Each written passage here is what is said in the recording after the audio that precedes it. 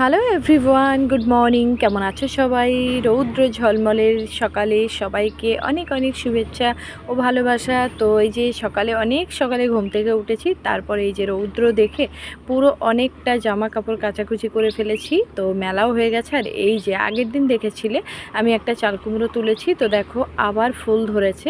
আর ওদিকে একটা ছোট্ট চাল কুমড়ো মানে আর কি হয়েও গেছে, তো ওটা একটু মাঝারি সাইজের হলে অবশ্যই তোমাদের সঙ্গে শেয়ার করব। তো যাই হোক, চলো ব্লগটা দেখতে থাকো, আশা করি ভালো লাগবে। আর দেখো প্রচুর জামা কাপড় কিন্তু কাচাকুচি হয়েছে। তো চলো বালতিটা নিয়ে নিচে যাই, তারপরে বাকি যে কাজকর্মগুলো আছে সেগুলো সেরে ফেলি। একদম টানা রান্নাঘরে চলে এসেছি। আর আমাদের দিনটা কিন্তু শুরু হয় একদম পুরো রান্নাঘর থেকে। কেন বলো তো?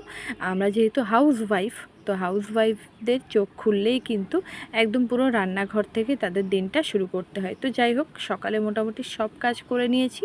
আর এই যে বাবা সকাল সকাল নিয়ে এসছে বড় সাইজের দুটো ইলিশ মাছ। তো আজকে ভাবছি ইলিশ মাছ দিয়ে কী আইটেম করা যায়। আর আমাদের বাড়িতে ইলিশ মাছ হলেই কিন্তু কচুরমুখী বা ওল এগুলো দিয়ে খেতে বেশ পছন্দ করে। তো যাই হোক, দেখা যাক আর কি সবজি মানে রান্না হয়। তো চলো মাছটা ধুয়ে নিই। মায়ের সঙ্গে কিন্তু আজকে মেয়েও কাজে লেগে গেছে। গতকাল বাজারে গিয়ে কিছু টুকটাক খাবার জিনিস এনে রেখেছিলাম।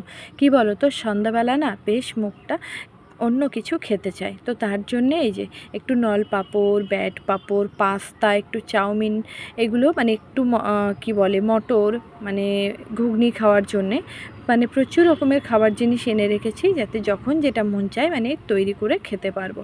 তো এই যে মেয়ে এদিকে এই পাঁপড়গুলোকে রৌদ্রে দিচ্ছে।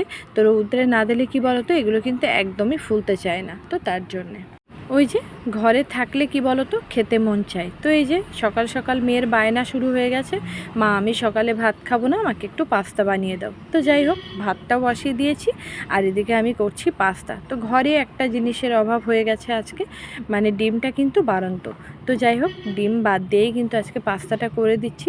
তো চলো একদম পেঁয়াজ একটু লঙ্কা দিয়ে তারপরে পাস্তাটা রেডি করি। আর এদিকে মাছটাও আমি সুন্দর করে ধুয়ে রেখেছিলাম, তো এটাকে এখন পিস করবো। আর এটাকে কিন্তু রান্না হবে আজকে কচুরমুখী দিয়ে, তো বেশ ভালো লাগবে। তো চলো, বাচ্চাদের ব্রেকফাস্ট কিন্তু রেডি হয়ে গেছে। দেখো সুন্দর করে নামিয়ে নিয়েছি। আর ভাবছি ওদেরকে একটু সুন্দর করে সার্ভ করে দিই, ঠিক আছে? তো যাই হোক, এই যে একটা টমেটো সস এনে রেখেছিলাম, সেটাকে একটু বেশ ভালো করে পরিবেশন করে দিচ্ছি। আর এই যে একটা ছোট্ট কাসুন্দিও এনে রেখেছি, তো ভাবলাম চলো অল্প একটু দিয়ে দিই। আর কাসুন্দি আর টমেটো সস দিয়ে খেতে কিন্তু বেশ ভালো লাগে। সংসারে কাজ করতে করতে এদিকে আকাশ মামাও কিন্তু মেঘ করে এসছে। তো যাই হোক, ছাদে চলে এসেছি সবাই, আর হাওয়াও প্রচুর আছে। তো দেখো মাম্মা কিন্তু প্রচুর দৌড়াদৌড়ি করে ছাদে আসলে। আর এই যে আমার মেয়ের যে ডিউটিটা, মানে রৌদ্রে দেওয়ার ডিউটি আর তোলার ডিউটিটাও কিন্তু ওর, ঠিক আছে? তো যাই হোক, মোটামুটি ভালোই মেঘ করে এসছে, তোমরা দেখতে পাচ্ছ।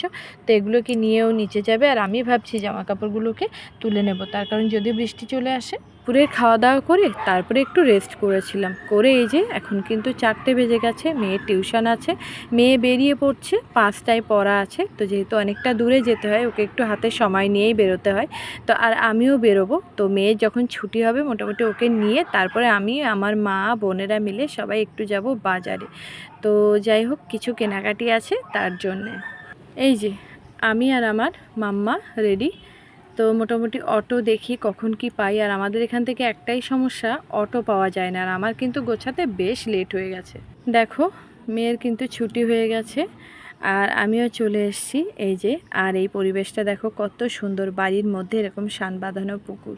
তো যাই হোক, এবার যাব কিছু মার্কেটে, মানে কেনাকাটা করব। তো ভিডিওটা এখানেই শেষ করছি। ভালো লাগলে প্লিজ লাইক, কমেন্ট এবং সাবস্ক্রাইব করে দেবেন। টাটা।